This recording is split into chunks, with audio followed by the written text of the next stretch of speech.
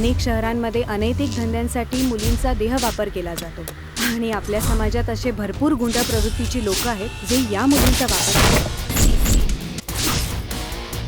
ठाकरे साहेब, तुमच्या नातवाची शारीरिक वाढ तर झालेली आहे, पण अजूनही तो 7-8 वर्षाच्या मुलासारखा वागतोय. संजय माझा भाऊ, माझा फ्रेंड, अजून एक फ्रेंड आहे, माझी परी.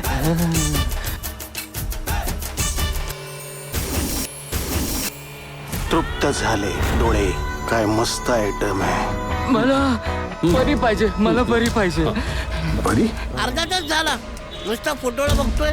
माझ्या लाईनवर लाईन मारतात काय? हे बघ, तुझी परी येणार, एक दिवस नक्की येणार. याचा काहीतरी बंदोबस्त करायलाच हवा आपल्याला. संजू, ही माझी परी आहे. जीत आणि संजयच्या आयुष्यात उठणारं वादळ आहे, वादळ.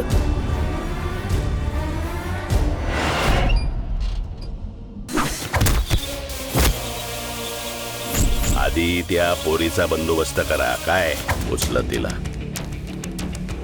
मला पण जास्त बोलणारी माणसं आवडत नाहीत, डोक्यात जाता. जर जीत दादाला आपल्याबद्दल कळलं तर त्याला खूप मोठा शॉक बसेल. कारण आम्ही जिवंत असेपर्यंत आम्ही हे होऊ देणार नाही. माझ्या जीतचा आनंद मी कोणालाही हिरावू देणार नाही. छाटून टाकन. कोल्हापूरहून काही मुलींना अवैधपणे मुंबईत आणणार आहे. हे खूप मोठं रेस्क्यू ऑपरेशन आहे आई.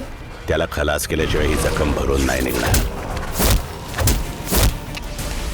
झाला इथवर पोचण्यासाठी लोकांच्या माना मुरगाळून, हातपाय तोडून, जीव घेऊन आपण आपलं राज्य उभं केलं. आता ऐक, मी कोण आहे. जीत गजानन ठाकरे, जॉनीचा मित्र. इंग्लिश में बोलता है फ्रेंड.